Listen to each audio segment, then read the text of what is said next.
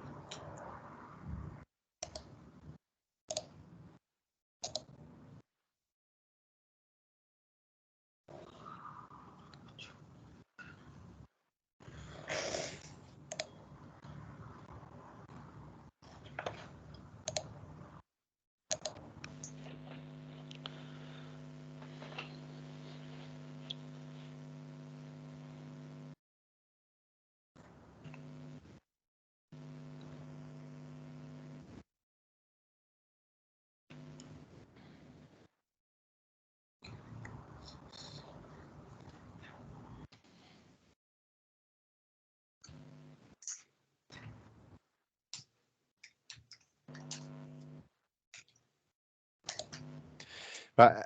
Hello, everyone. If you could just do a little test for me. If I know some people are already doing it, but if we could test the chat function. On the last meeting, we had one or two people that weren't able to access the chat. Is everyone able to access it? Yeah, it's looking positive.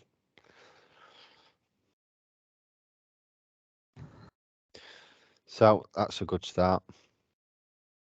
Okay, so we'll just give it 1 more minute and then we'll make a start.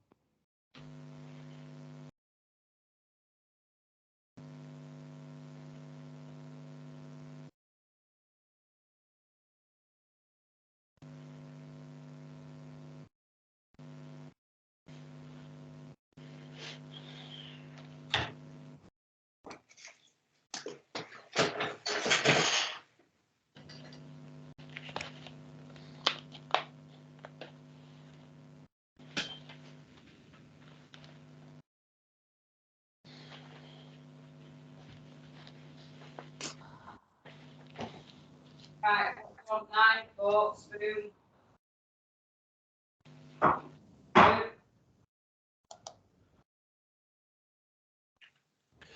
Okay, everyone, so we'll make a start. I was putting my thing on mute. Fork and spoon.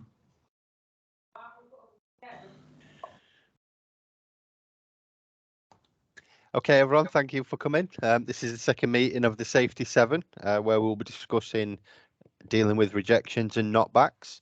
If I could ask everyone to just put themselves on mute for me, it just make it a lot easier for us when we're talking, and just it'll keep the interaction going.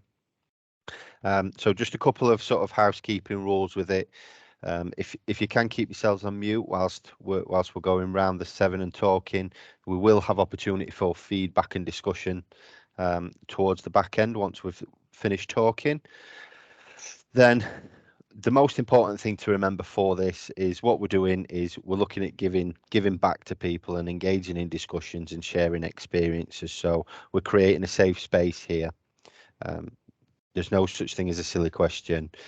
We don't want any negative comments or anything like that. It's all about being positive and proactive and supporting one another as professionals in the safety industry. Everyone has access to the chat, which is good. So what we're going to do, we're going to take it in a bit of a round robin. So for those that haven't seen the first video and didn't take part in the last one, what we'll do is we'll each have around about 5 minutes to discuss our experience. Then once we've all done that, we will have a sort of question and answer session. You can either pop questions in the chat or pop your hand up, and we'll have discussions and chats around it. And then towards the back end, I hope you've all seen the email that I sent out a couple of weeks ago. We have a bit of a twist to this meeting. One of the core values of what we're doing is giving back to the profession. So with that in mind, we've managed to secure a place on a NEBOSH IIRSM risk management certificate course for somebody. And what that will basically be is we're going to ask each of our participants tonight to give us their value of how they're going to pay that forward if they were to win. So what are they going to do? How are they going to pay it forward to support the health and safety profession? Is that okay with everyone? Any questions? So just one thing, we are muted myself, damn it. If anyone doesn't agree with that, by all means, please drop off, because we will be posting it on social media and YouTube as well. So without further ado, I will hand over to Marissa first.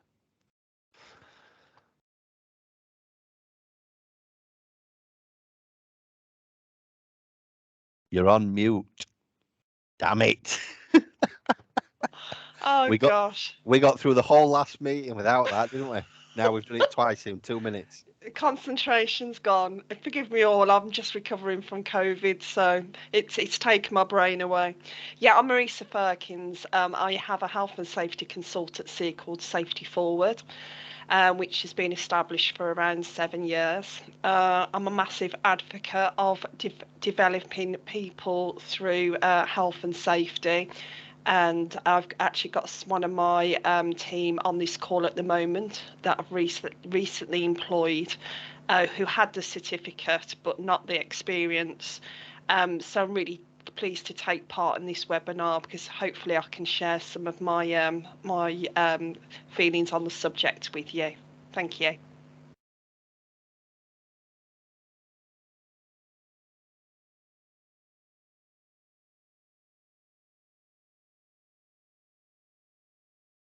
Okay, so are we talking about it, Marissa?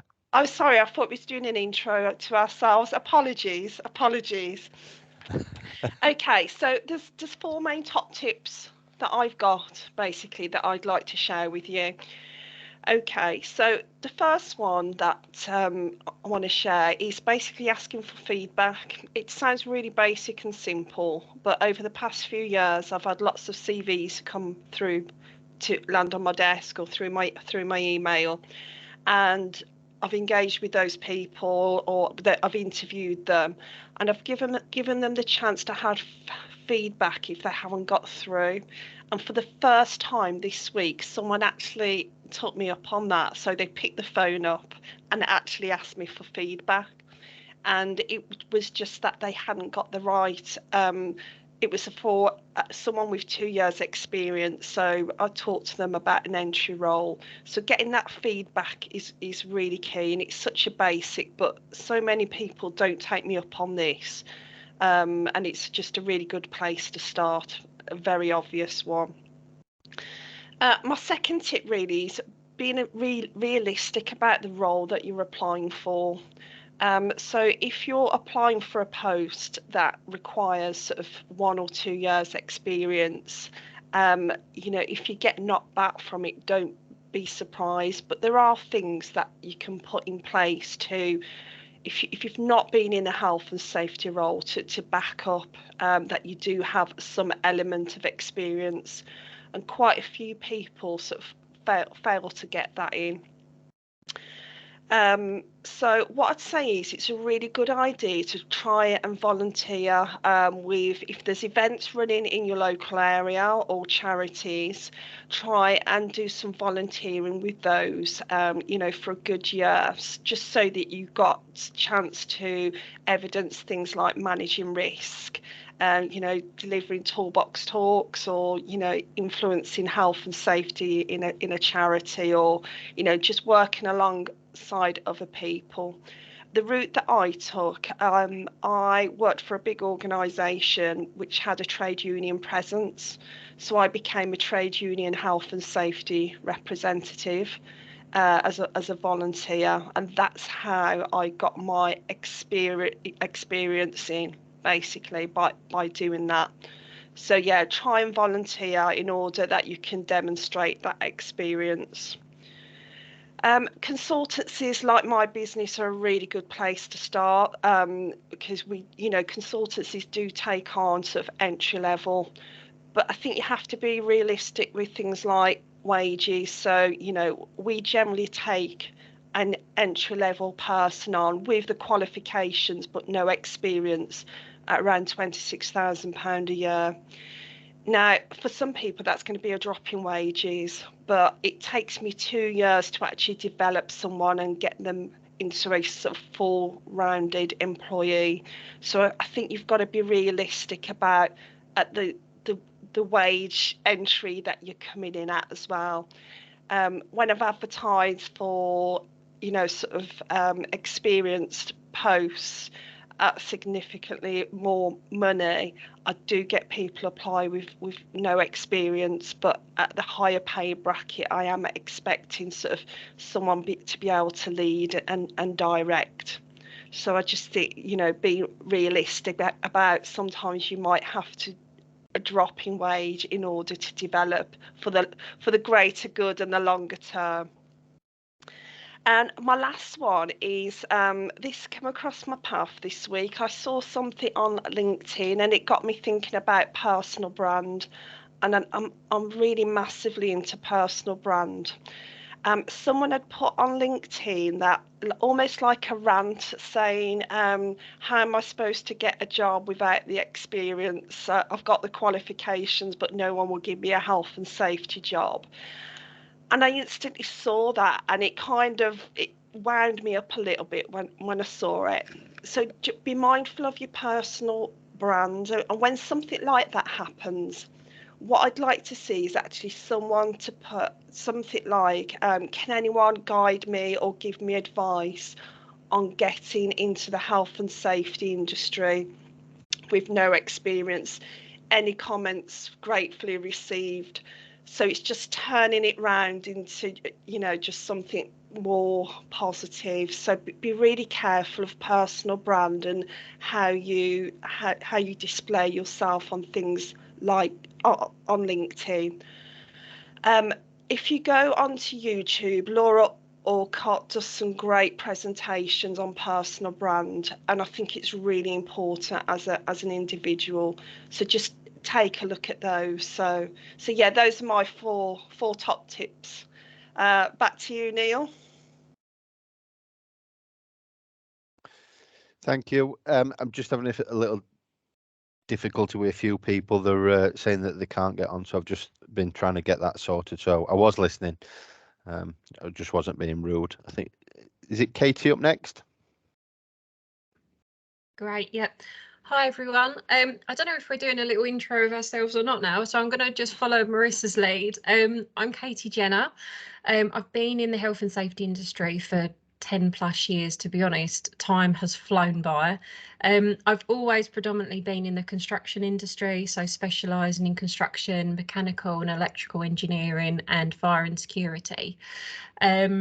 Yeah, just to follow on from what Marissa's advice was then, I've recently just volunteered myself to RSM. So yeah, it doesn't matter at what stage you are in your career, volunteering is always a great thing to do. It's a great thing to give back to the industry. So yeah, so that's me. Rejections and knockbacks. What I wanted to start off with saying is that this is something that everyone experiences throughout their career. You're not alone. Don't be fooled by the powers of social media with people sharing their successes with the infrequent share of rejections. Even the most seemingly successful people experience knockbacks and rejections. I mean, J.K. Rowling, it took her 12 publishers before she finally got to Bloomsbury, where the chairman there took the manuscript of Potter home to his daughter. Walt Disney had a knockback when he was fired for his lack of imagination.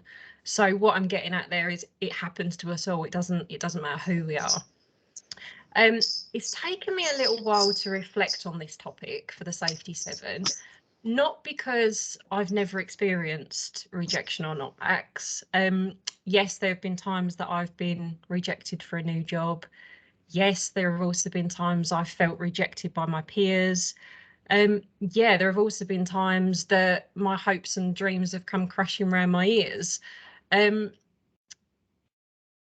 Sorry, I just lost my train of thought there. But I also believe that at times we also need to be given consideration for the choice of words that we use as well. It can come across really negative when we read things back from potential employers or whatever it is, whatever experience it is that we've just gone for, that says, unfortunately, you've not been successful. Sadly, you're not quite what we're looking for. This does come across really negative and brings down our moods. And as Marissa also said, it's great to try and get feedback wherever we can, because then it allows us more time for reflection. What I've realised upon my own reflection is that I reframe. So I no longer look at the experience as rejection and knockback. Instead, I look at it as learning opportunities and continual improvement. And I think that's why I really stumbled on this particular topic. Yes, it does still mean that I still do get those feelings of being inadequate, not enough, I'm disappointed, but I don't hang around in those feelings for too long. Instead, my little tip, what I do is I apply a performance model known as KISS, KISS. No, it's not keep it simple, stupid, which I'm sure some of you would have heard of. In fact, it's keep, improve, start and stop. And I reflect on the experience by starting to think about what I do really well. So therefore, of course, I'm going to keep doing it. It's a no-brainer. What I don't do so great, maybe there are some things that I can improve on. What I need to stop doing straight away, and usually this is the part for me that revolves around the negativity part, you know, the feeling of I'm not enough, I can't do this, you know, no one's listening to me. And then I start to think about what I can do. What can I start doing today that's going to make a real good difference? And as well, sometimes we can be our own worst critic, and sometimes we're not the best person to be reflecting on all of this. So by all means, if there's somebody's opinion that you really value, then ask somebody else, ask them what you should keep doing, improve upon, totally stop, and maybe what you can start doing. When we do experience rejection and knockback, just please do remember it's not the end. In actual fact, it's the beginning of your journey. If we apply a model like KISS, we can just continue to keep learning and growing. Rejections and knockbacks should never be about how hard we fall. In actual fact, it's about how quickly we can dust ourselves off and strive towards continuing to develop. Just imagine what we can achieve if we take that no that we received from somebody and turn that into a not quite yet. That's it from me. Thanks, Neil. Thanks, Katie. Stu, you're up, mate. Yeah, thank you for that. I'm Stuart Bailey. I'm semi-retired now. I've been in construction in mechanical services for a long time.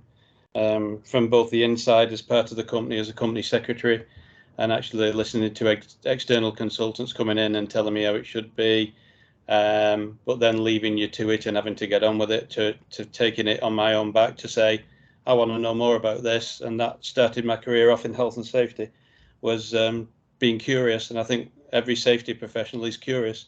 It's just one of the things we do. Knockbacks and rejections are pretty rare in my career. They have been there, though, and sometimes what I will say is the first one is the worst. The first knockback is the worst. It'll knock you for 6, but the second one gets better. And if you're going into your first one thinking that, you'll be a lot better off. So just remember that. I always have a saying, hope for the best and expect the worst. Manage your expectations when you're going in there. I think that's very important, because, you know, it's not you. It's not personal to you. That person, that company are trying to make a fit for their company. It's not about you as an individual, about your ego. Get over that bit. It's about them trying to make you fit in that company. So don't take it away and think, I'm a bad person. You just didn't make the fit that time. You didn't make the cut, and there'll be another time. What I will say, though, is sometimes the first choice for that company doesn't work out. And guess what? They ring you up because you were the second choice. So don't always give up because somebody else has got the job. You could be on a waiting list. They could have put you down and said, if this guy fails or this lady fails, that's the person I'm going to ring next. So you might get that call. You might just get that call. So don't think it's over until it's over. and it's certainly not you. When you do have the knockback, reframe it, find a different way of looking at it, adjust, move on, reevaluate yourself, and bring something different to the next one. What I will say about other companies sometimes when you are moving is you're thinking the grass is always greener at these other companies. What I've learned very quickly is sometimes when you're looking that way, it could be a septic tank issue that's causing the problem why people are moving on. So just be aware when you're going into it, do all your homework, find out about the company, and make sure it fits you before you start putting yourself in that environment. We have a thing in our heads called the loss aversion bias, and we hate these things. What it does to us, it destabilizes our need to belong. It leaves us feeling unsettled. Expect those feelings. You can't change that. Our brains are wired that way. So expect those feelings. They will happen.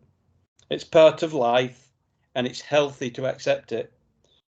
Use it to improve yourself. If nothing else from this process of being rejected, you will learn some patience, which is great for your emotional intelligence. So learn from that, take that on board. It'll make you a better professional having that as one of your tools. Don't dwell on it. And it's better than having your time wasted, isn't it? It's better to know straight away that you didn't fit that company. I wrote a couple of things down that Katie had said, just following on. Like it is healthy to accept these things. You're not, if you don't accept them, you will drive yourself down a rabbit hole of despair. You need to accept it. You need to move on. You'll be a better person because of it. And I have the reason these things are happening is Richard Branson said, go and get the job and then find out how to do it. And I think that has been detrimental to a lot of people, and it's given everybody a little false hope. And maybe it works in some circles, but it's not as easy in a safety professional because you've got such a diversity of information that to do that, you're leaving yourself wide open. So make sure you're not doing the Richard Branson thing. It might work or it might seem brilliant, but actually it can cause you a lot of grief. And my kiss, work the same way as what Katie uses, is keep it simple, Stuart.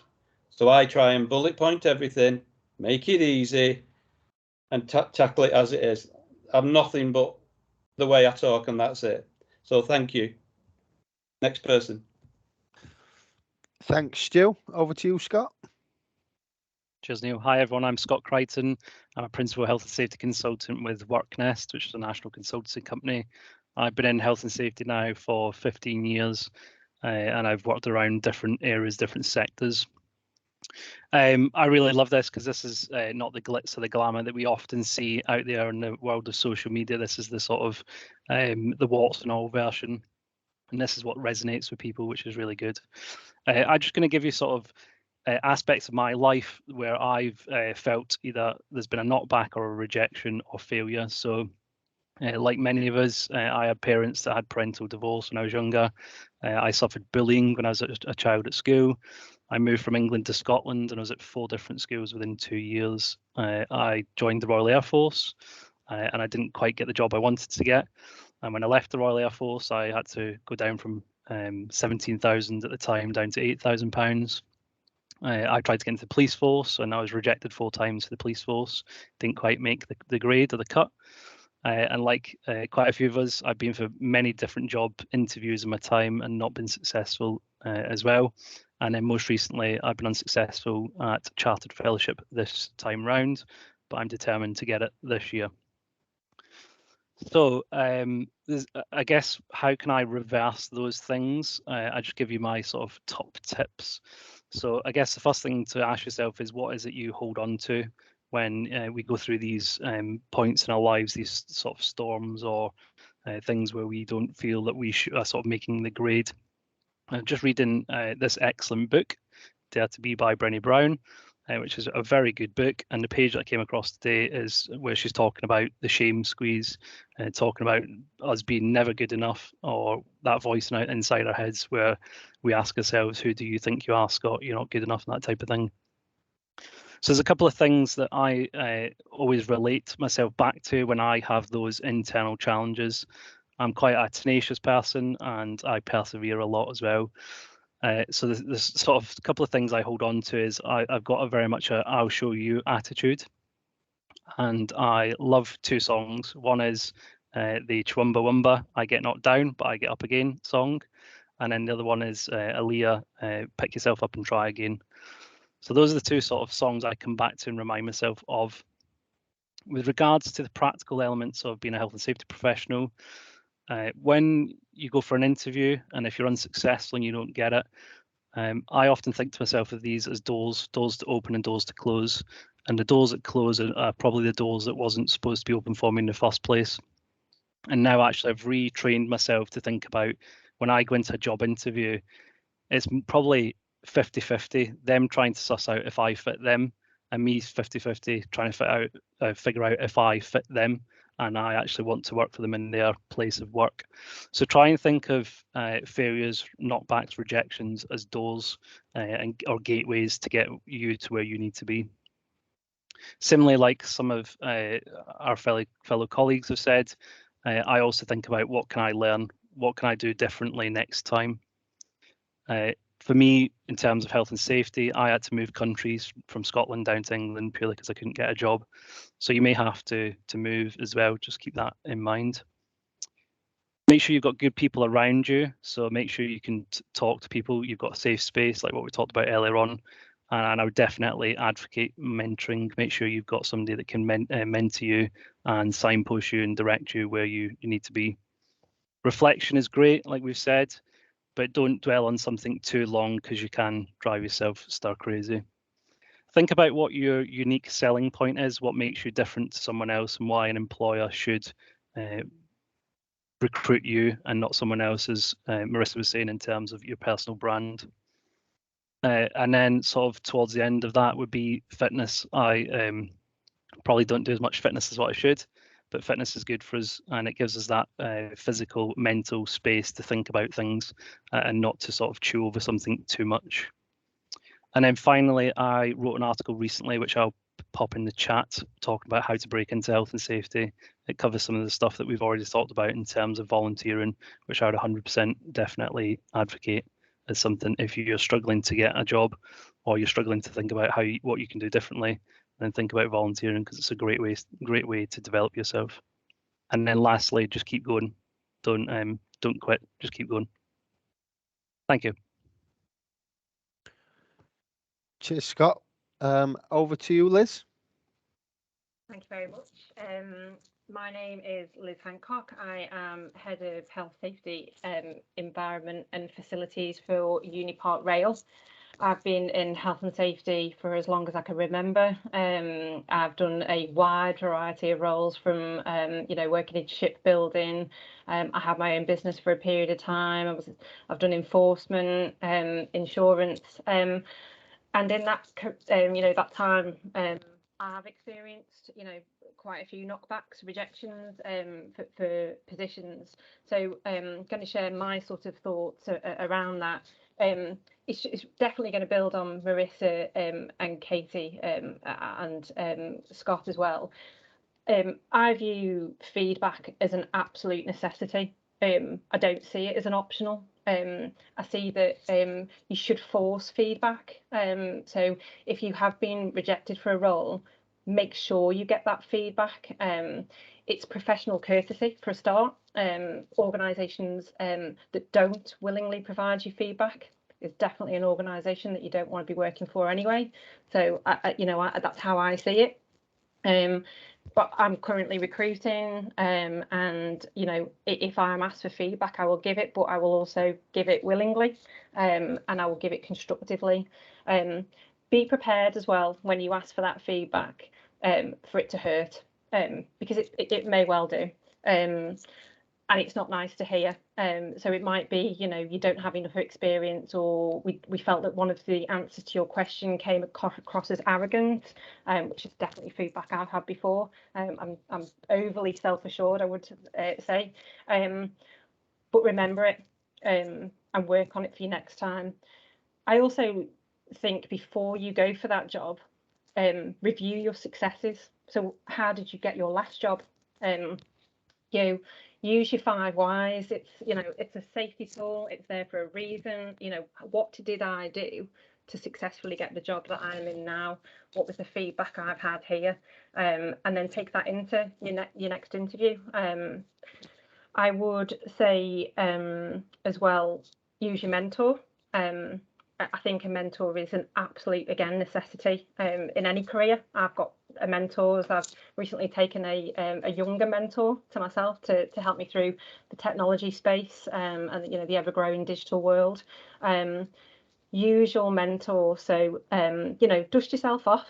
It's going to hurt. I think it's also good to you know, feel that pain and that anxiety, but definitely, you know, speak to your mentor, and if you haven't got one, it's probably a good time to reach out and get one. If you are looking to build on your career, it's really important that you've got that, you know, that space, that you know, that sounding board to work on as well. I was going to talk about a little bit about failure as a sort of separate subject really as well. I think it's really important to reflect on what failure actually is. I think it's very easy as health and safety professionals to blame ourselves for accidents, you know, high potential near misses, because most of us are in the profession because we care, right? So, you know, you see that and you think, oh God, that's somebody that, you know, has been injured in work. You know, is it something that I could have done? Is it something that we could have done better? But I do think that, you know, you've got to remember the absence of accidents is not necessarily, you know, the existence of a good health and safety culture. So I think safety professionals do take failure quite personally, you know, and then all the obvious things really, you know, don't beat yourself up about it. Every single person fails. I love Katie's, you know, J.K. Rowling. You immediately made me think of like Oprah Winfrey. You know, everybody fails, you know, whether it be failure to deliver a project, deliver, you know, on KPIs or whatever it is, we've all experienced it, you know, and it is definitely about learning and growing. So I think my top tip is learn from your successes as well. And I always advocate, you know, that was with a safety culture as well. So, you know, how often do you do an investigation on when you did something good? You know, I think that's an important part of the system. So, you know, reflect on that personally and do that as well. So that was my learnings to share. Thanks, Liz. Now I'm going to put you on the spot, Liz. So last time you missed the meeting because you were double booked, and on the last, is this why you're putting me on the spot? And then the last meeting, we all discussed our favourite superhero. Oh yeah. What's your favourite superhero? Deadpool. It absolutely Deadpool. The reasons being is that not only is it, you know, Ryan Reynolds, he's super cool, but also because undergoing the incredible amount of pressure and pain and suffering to become invincible and doing it with a sense of humour. Excellent. Thank you. Sorry for putting you on the spot like that. I didn't tell you we were going to do that, but yeah. So over to me. So my experience with rejection and knockback. So I'm 10 years into my health and safety career now. And what I want to talk about is very recent, like in the last month type of recent. And it was where I just had a couple of days where I just hit wall after wall. And we started with a negative self-talk and things like that. So I had a meeting with somebody on, I think it was the Thursday or the Friday, very senior person, very well educated, someone I sort of look up to and sort of see myself in that sort of position in 10 years' time. Now, we had a good long discussion, and I basically came away feeling as though my whole development plan over the last few years had been wrong. I needed to reassess what I wanted to do and how I wanted to go about it. Now, it wasn't this individual's fault. He was just trying to help and guide me, but I just interpreted it the wrong way. Then on the Saturday, I had one of my units on my MVQ returned and said I needed to do some further work on some of the elements. These are sort of little things, but they happened in sort of a short space of time. And then I had a job interview on the Tuesday. and it's for a role that I know I could do, more than able to do it, but it would have been a step up for me.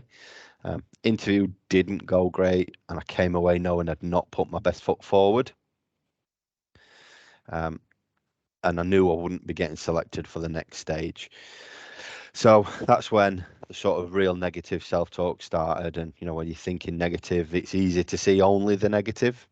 So if you're thinking about red cars, all you notice are red cars, isn't it? So, and it's easy to, you know, say, get back up, dust yourself off. But in reality, it's not always that easy to do. And certainly for me, it's taken a little sort of getting over those few days and giving myself time to reflect on what it is I want, where I want to be, and the steps I need to do to take to get me to where I want to be.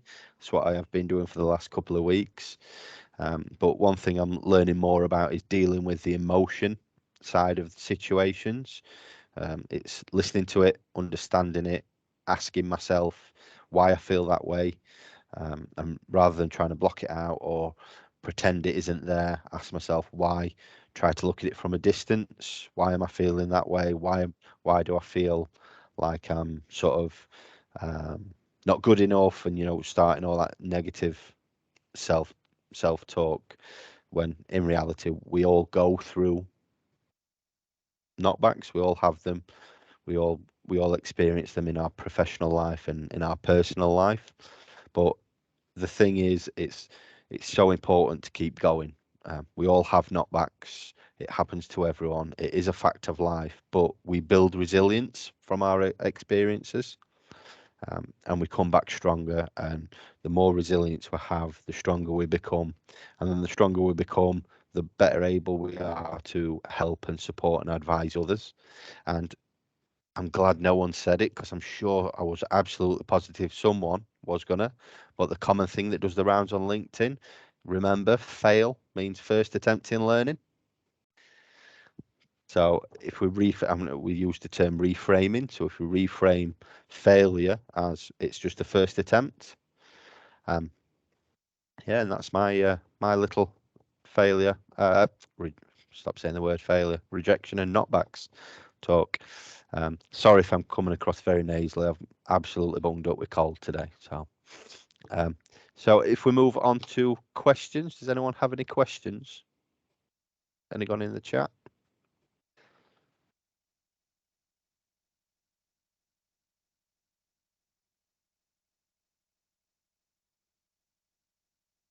Natalie? Hi there, can you guys hear me again? We'll come off mute. Yeah, we can hear you. Super, thanks. Thank you so much for the chat. It's my first time attending one of these and it's brilliant so far. I'm loving the open and honesty that's going with everybody. The question I had was about feedback. I thought it was really poignant when you said about asking for feedback. Yes, absolutely. It's just my question was about how do you pick out the opinions that count versus the opinions that are freely given? I think, especially in a world of social media, if I ask 100 people in a room for an opinion, I'm sure there's a negative one in there somewhere, but which ones count? Any top tips you've got for that? Excellent question. Who would like to take that one? Scott? To answer, I think it's a great question, Natalie. I think for me, how I would answer that question is the people that know you best. So if you are already working with somebody that's a mentor and they are helping you, if they know you well enough, they'll be able to pick out the opinion of someone versus the what needs to be improved upon, shall we say. So an example of that would be when I was unsuccessful last year with Chartered Fellowship, my mentor was able, because he knew me, to pick out the opinion of certain individuals versus what I need to do differently. So that's just my sort of penny's worth. Cheers, Scott. Liz? Yeah, really, really good question. Like taken aback by it a little bit, but I think that obviously whoever's interviewed you, their opinion does matter. But does it matter to you? I think that's more of the question. So you know, take the feedback definitely, and but feed it, like you say, back into your mentor and have that open and honest discussion to see whether it is a real reflection of yourself. So, you know, as long as it's constructive feedback, and it's, you know, it does actually work, I think, you know, it's to learn from it, but not to take it personally. I think that would be my feedback. Cheers, Liz. Over to you, Maz. Yeah, I'd agree with Lee. So I think anyone who's interviewed you will be honest and open. What I would say is, over the years that I've been hiring, there are people that I've interviewed that I've regretted not giving a job, and I've actually gone on to see them on LinkedIn prosper into a really good health and safety professional, and you know, I've met them at IOSH meetings and stuff. So, you know, people like me do make mistakes as well. You know, I've hired the wrong person over the person that was right. So, you know, it is a challenge, and sometimes you don't get to know someone from an interview, but, you know, I always give honest and open feedback. And I gave some this week to someone that I know will go on and prosper and have a really good career ahead of them. The only challenge was where they were positioned in the country was just not quite close enough. It's at, you know, 100 and odd miles, and I felt they would benefit because they didn't have enough experience from being a lot closer to me, where, you know, we could put them with different consultants. So yeah, I have many regrets. So it's not, you know, it's sometimes it's just how you perform on the day. Thank you. Cheers, Maz. Mohammed, I think your hand went up next. Yeah, good evening, guys. I'm gonna keep my camera off because my internet connection, I'm not sure gonna be good enough to see me or not. I just wanna say that never lose the hope. If you want something, go get it. I just joined my new role 2 weeks. This is my 3rd week right now, after 2 years of looking for jobs. 2 years. And I've been trying all this long time to find someone, some platform help me. I got all the qualifications. I got all the knowledge, but the basic is that I don't got the experience needed for the job. So whenever I try to have any conversation with anyone, I can demonstrate how much knowledge I have. And they all told me that I'm passionate about this career. But just because there are no balance between the experience I hold and the qualification I hold, wasn't that easy for me to find a role. But I hope from this platform we have right now, 57, to help people because like me, because there are many people like me. Basically, I came to UK from other country. Basically, I'm Egyptian, so there are many other people here in this country which has to move from their own country to come here. So they never work here in this country with their own experience in this career in other different country. So what we can do for those people, because I was lucky to meet many people believed in me and tried as hard as they could to help me. I can't just say that I did by myself. There are many people, mentors and friends over LinkedIn, over other platforms helped me as a person. But as a platform, what we can do for people like me, people got much qualifications. Maybe they got experience working in different countries, but or they did never work in this country before. What kind of help we can provide for them? Because I've tried for the last 2 years to find a professional platform to help me as an individual or as a case, represent many. And I didn't find any. Just all what I found, it was like a personal effort, people helping me individually as a person. Anyway, I would recommend that if you are really passionate about this career, if you really want to help people to back home safely by the end of the shift, never give up. Just try to figure out how can you find your way to achieve your target, you achieve your lifestyle to infect everyone to have safety as a culture. Thank you, guys. Thank you very much, Mohammed. Some great points there. Thank you for sharing that. Any questions from anyone else?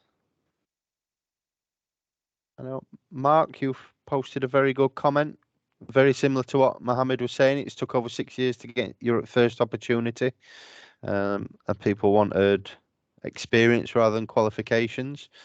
I think that's the challenge that we all face in health and safety when we're trying to break into it, is that people want the experience, but you can't get the experience because you haven't got a job, and you can't get a job because you haven't got the experience, and it's that vicious circle. So it is finding that way, and you know, IIRSM, IOSH, mentoring schemes, volunteering, all those things we've already touched on and covered. Yeah, good ideas to get into the profession. Monica, you got a question? It's hi. It's not actually a question. It's just something that going on from what Mohammed's just said. Actually, I excuse me. I am obviously new to this vocation as well. Literally within I only started it 2 years ago, and I've spent a lot of time studying, like most people, to get the qualifications so that I could get the experience. It really was purely by accident that I got into this, and yeah, going along with what Mohammed's just said, getting knockbacks is, you know, you don't have the experience, is really difficult. But I will say, joining LinkedIn and looking at your posts, for example, Neil, have just really given me the confidence to just keep at it. And if it hadn't been for people like yourself and Scott, who I've obviously got to know, Marissa, a few of you from your comments on LinkedIn, I think I probably would have given up a long time ago. But you're always like, be positive, you know, well done for passing whatever you've passed. And those little things actually, I think, have given me more confidence to continue doing this job.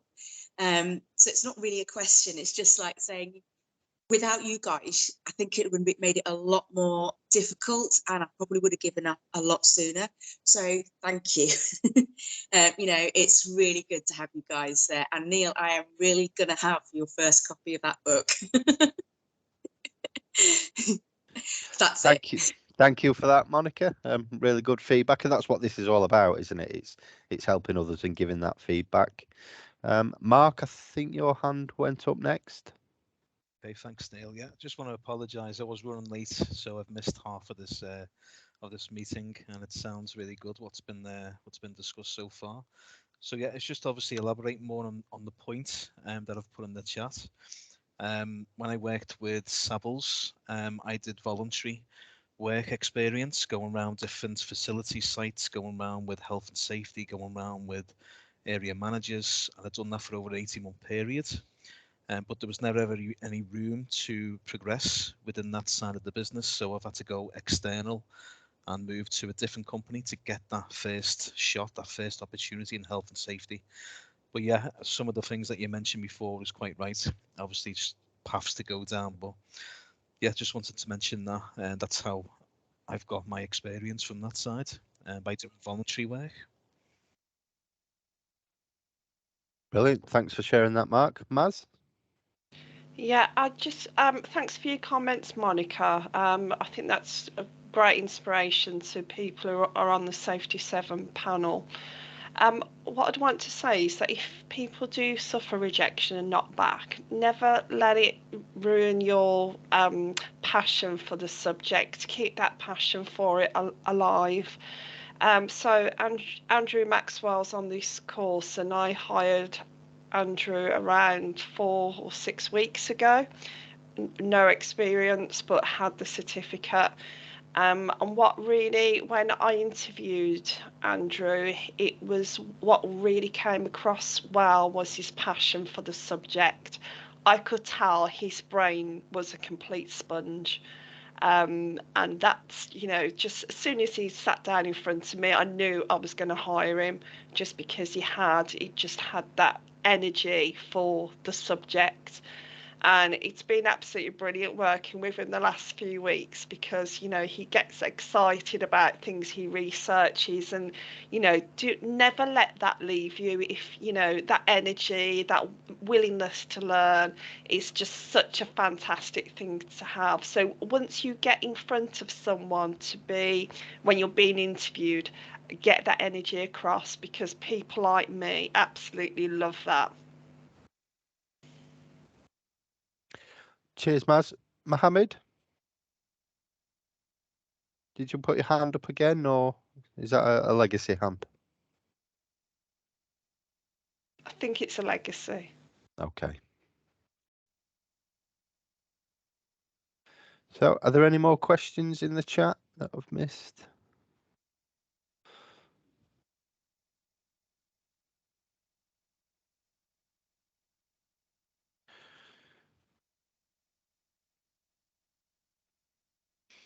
No, great experience there, Luke. Thanks for sharing that. So we're down to the last 9 minutes of the scheduled hour. So as everyone knows, or I hope you know, we've got a free space for someone on the call on a NEBOSH IRSM risk management certificate.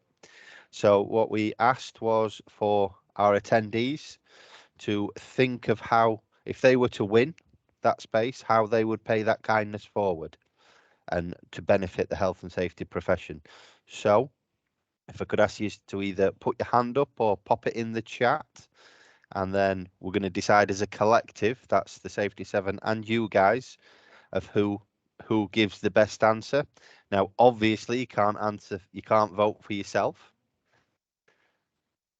So if everyone wants to go ahead and pop it in the chat or pop the hand up, we'll give you a couple of minutes to do that, and then we'll have a look at what we've got.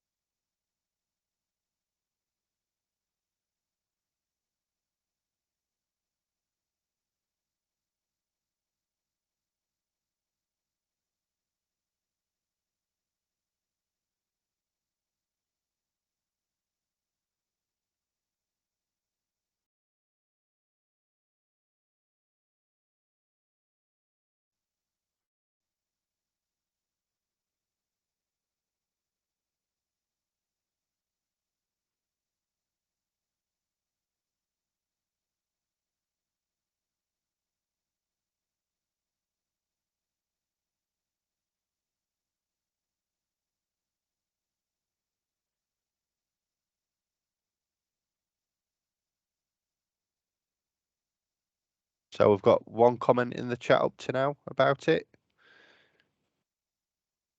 Is everyone okay with the chat? I can't access the chat anymore, Neil. I was just still typing. Apologies. Okay, I'll give you a bit more time. For those that can't access the chat, if you want to pop your hand up, and we'll come to you, and you can talk us through it if you want.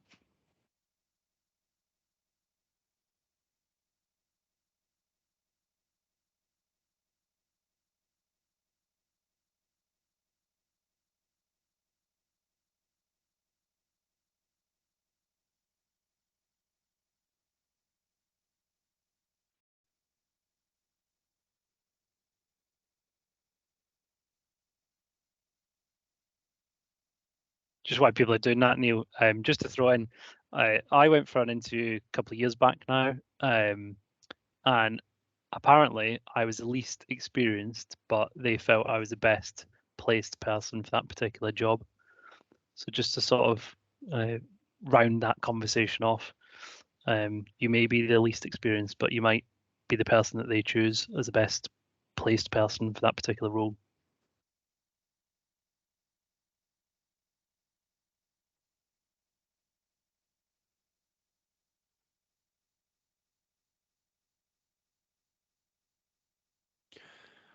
Okay, so we've got a few comments in the chat. So the people with their hands up.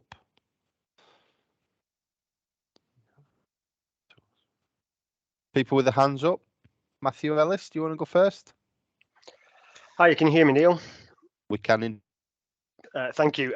Yes, so for myself, like I said to you on LinkedIn, Neil, I'm going to pass on this opportunity because I've been quite lucky. I'm currently serving in the forces, so I've had all my qualifications, education funded for me, all the experience working across the different tri-services with the Navy and the Air Force as well. So I'll let somebody else take this one because I've currently got other courses that I'm doing at the moment. Thank you, sir. Anyone else want to talk?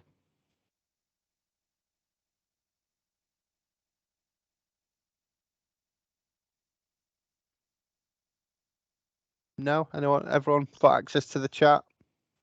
If they haven't, do you want to talk us through there?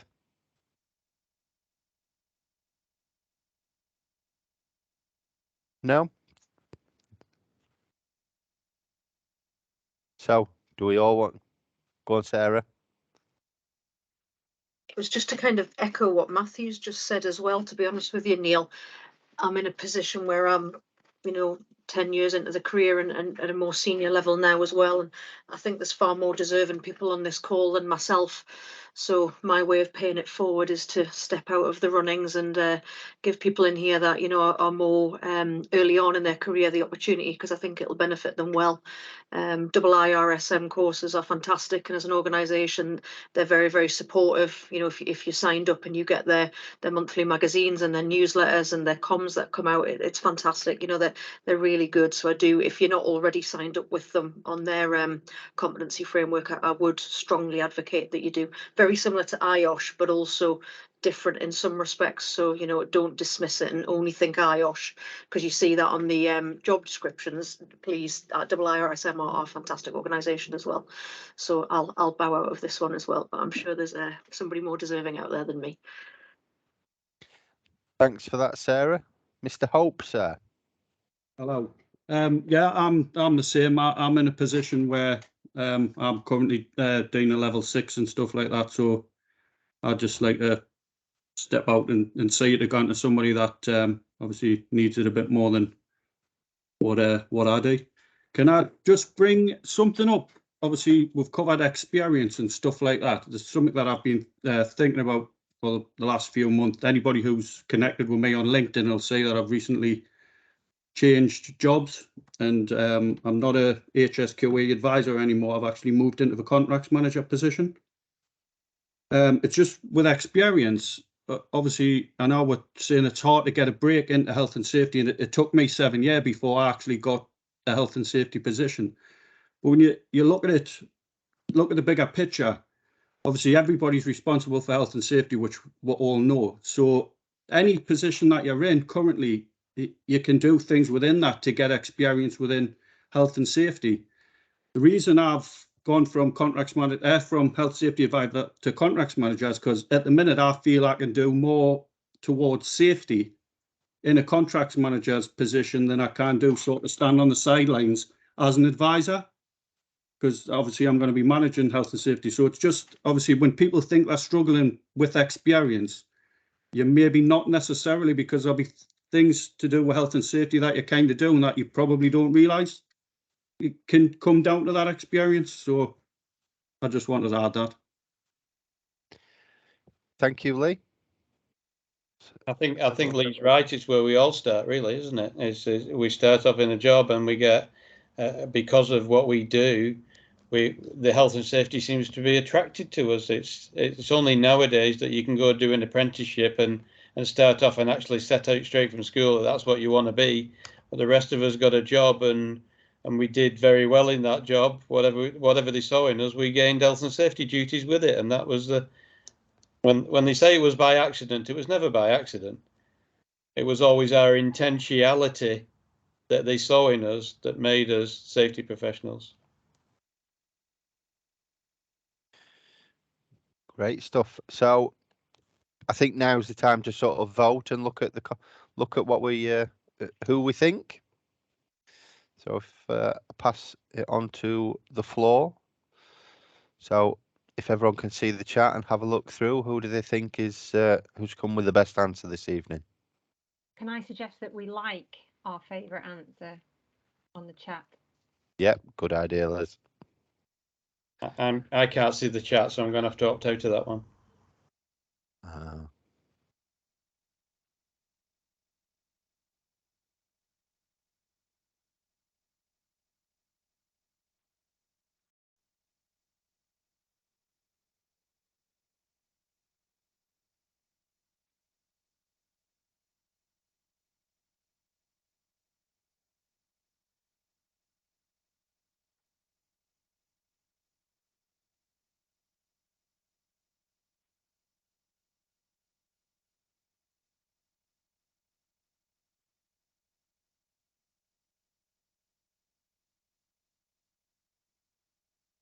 Has everyone voted?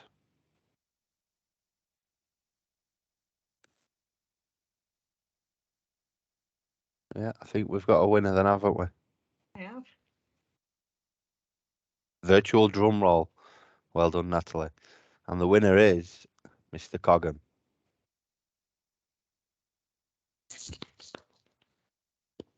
Very well done, sir.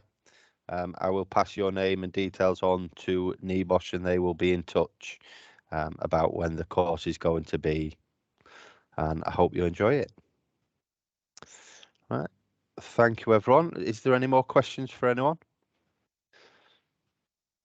Can I just finish off with something from Elon Musk, who has no doubt employed quite a few people in his time, and he says my biggest mistake is probably weighing in too much on someone's talent and not on their personality. To me, it matters whether someone has a good heart. Maybe that's how all these kind of things should be happening. You know, maybe that's how employment happens in the future. Yeah, great words there, Stu. Thank you everyone for coming. It wasn't quite as smooth this time. We had a few technical issues. We will address that for the next time round. But thank you all for coming. We do really appreciate you coming along. Safe journey home if you're not at home. If not, enjoy the rest of your evening. Thank you.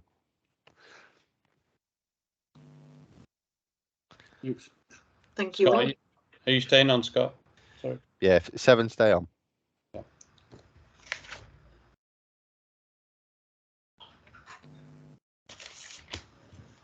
Don't forget to stop recording.